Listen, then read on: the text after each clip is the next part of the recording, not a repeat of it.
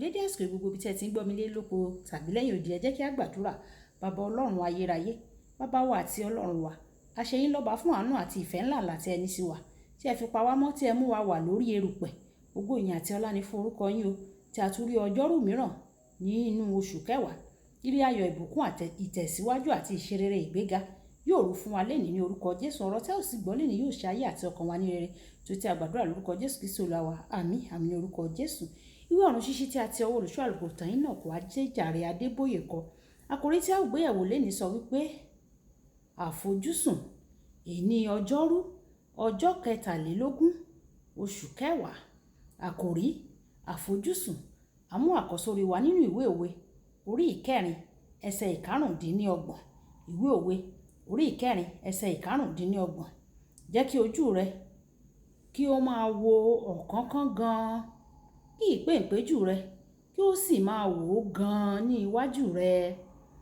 Nígbà tí a mú bíbélì kíkà wa nínú ìwé Kólósè orí ìkẹta ẹsẹ̀ ìkíní dé ìkẹta àti ìwé Hébérù orí ìkejìlá ẹsẹ̀ ìkíní dé ìkejì. Ìwé Kólósè orí ìkẹta ẹsẹ̀ ìkíní dé ìkẹta. Ǹjẹ́ bí a bá ti jí yín dìde pẹ̀lú Kristi, ẹ máa ṣàfẹ́rí àwọn nǹkan tí ń bẹ lókè, níbi tí Kristi gbé wà, tí ó jókòó ní ọwọ́ ọ̀tún Ọlọ́run. Ẹ máa ronú àwọn nǹkan tí ń bẹ lókè, kì í ṣe àwọn nǹkan tí ń bẹ ní ayé o, nítorí ẹ̀yin ti kú, a sì fi ìyè yín pamọ́ pẹ̀lú Kristi nínú Ọlọ́run. Ìwé Hébérù orí ìkejìlá ẹsẹ̀ ìkíní títí dé ìkejì, tí ó kà báyìí pé nítorí bí a ti fi àwọ̀ sánmọ̀ tí ó kún tó báyìí fún àwọn ẹlẹ́rìí yí wa ká, ẹ jẹ́ kí a pa ohun ìdíwọ́ gbogbo tì sí apá kan àti ẹ̀ṣẹ̀ tí ó rọrùn láti dì mọ́ wa, kí a sì máa fi sùúrù ìje tí a gbé ka iwájú wa, kí a máa wo Jésù olùpilẹ̀ṣẹ̀ àti aláṣepé ìgbàgbọ́ wa. Ẹni nítorí ayọ̀ tí a gbé ka iwájú rẹ̀, tí ó farada àgbélébù láìka ìtìjú sí, tí ó sì jókòó ní ọwọ́ ọ̀tún ìtẹ́ Ọlọ́run. Wàyí ẹ tẹ́tí bẹ̀rẹ̀ jẹ́ láti gbọ́ ohun tí olùṣọ́ àgùntàn Enoch Adéjàre Adébóyè ní fún wa ní èní ọjọ́rú nínú ìwé àwọn ọba kejì orí ìkejì ẹsẹ̀ ìkarùn. Nǹkan tí Èlíjà sọ fún Èlíṣà lọ́rọ̀ kan ni wípé, ọmọ mi, ó ti béèrè fún ohun tó lágbára tí mi ò lè fún ọ, ṣùgbọ́n Ọlọ́run lè fún ọ. Má sọ àfojúsùn rẹ nù. Ìwé Hébérù orí ìkejìlá ẹsẹ̀ ìkíní dé ìkejì wípé kí a pa ohun ìdíwọ́, kí a pa tì sí apá kan, kí a sì máa wo Jésù, kí a máa wo Jésù, kí a má sì ṣe sọ àwọn àfojúsùn wa nù. Èṣù lè gbìyànjú láti gbé ohun ìdíwọ́ lé ọ láti jẹ́ kí o sọ àfojúsùn rẹ nù, ṣùgbọ́n o gbọ́dọ̀ mú ara rẹ dúró gírí. Àwọn ènìyàn lè bà ọ́ jẹ́ o, kí wọ́n parọ́ mọ́ ọ àti kí wọ́n sọ oríṣiríṣi ohun búburú nípa rẹ. O kò gbọ́dọ̀ sọ àfojúsùn rẹ nù. Ní àwọn ọdún kan sẹ́yìn, àwọn ènìyàn kan bà mí jẹ́ níbi gbogbo. Mo kọ etí jíjí sí wọn ní o, mo sì kọjú sí àfojúsùn mi lórí ohun tí Ọlọ́run pè mí láti ṣe nípa oore ọ̀fẹ́ Ọlọ́run. Mo sì ń tẹ̀síwájú o, ṣùgbọ́n kò sí ẹni tí ó mọ ibi tí àwọn tí ó bà mí jẹ́ ní ìgbà náà, kò sí ẹni tó mọ ibi tí wọ́n wà lónìí o. Àwọn ohun ìdíwọ́ tí Èṣù yóò gbìyànjú láti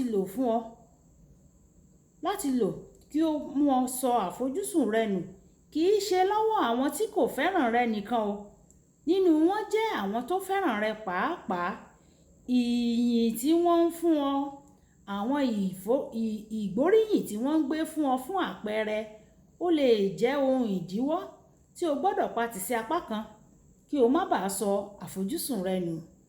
Ọkùnrin kan ṣẹ ọba kan tí ó sì yẹ kí wọ́n gé orí rẹ̀ nù. Ọkùnrin kan ṣẹ ọba tí ó sì yẹ kí wọ́n gé orí rẹ̀ kúrò ní ọrùn rẹ̀.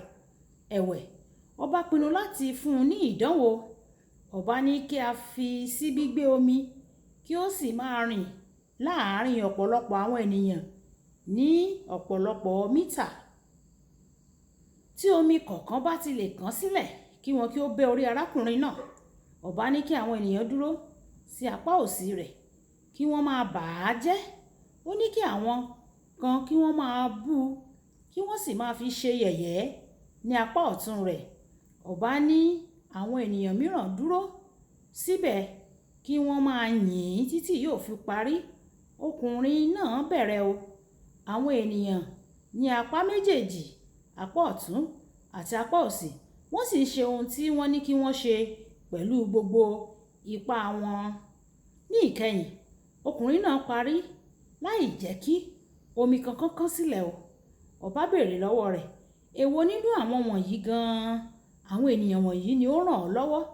Ó fèsì, kò sí nínú wọn tí mo gbé ayé mi lé lọ́wọ́ o. Kò sí nínú wọn tí ó ràn mí lọ́wọ́. Ó fèsì, kò sí nínú wọn tó ràn mí lọ́wọ́. Mo gbé ayé mi lọ́wọ́ mi. Nítorí náà mi ò gbọ́ ohun tí wọ́n ń sọ rárá. Olùfẹ́, o gbé ayé rẹ lé ọwọ́ rẹ o. Má jẹ́ kí ẹnikẹ́ni mú ọ sọ àfojúsùn rẹ nù. Kókó ìṣe: pa gbogbo àwọn ìdíwọ́ sí apá kan, èyí tí èṣù ń lò láti mú ọ sọ àfojúsùn rẹ nù àti èyí tí Ọlọ́run ti fi fún ayé rẹ. Ẹ jẹ́ ká sọ pé bàbá mi, Olúwa, gbogbo àwọn ohun ìdíwọ́ tí èṣù lè fi mú wá sí ojú ọ̀nà mi láti mú kí n sọ àfojúsùn mi nù, oore ọ̀fẹ́ láti má ṣe jẹ́ kí wọ́n dá mi dúró, yọ̀ǹda rẹ̀ fún mi kí n lè máa wo ìwọ nìkan, ìwọ olùpilẹ̀ṣẹ̀ àti aláṣepé ìgbàgbọ́ mi. Yọ̀ǹda oore ọ̀fẹ́ fún mi láti máa wo ìwọ nìkan kí n sì ní àfojúsùn ní ọ̀dọ̀ rẹ. Olúwa yóò yọ̀ǹda oore ọ̀fẹ́ fún wa ní orúkọ Jésù. Olúwabùkọ́lá Ayako ní orúkọ mi. Ẹ máa bá mi like, ẹ máa share, kẹ máa comment nípa ẹ̀ kí àwọn ènìyàn kí wọ́n lè jẹ àǹfààní ọ̀run ṣíṣí Yorùbá. Ó dàbọ̀.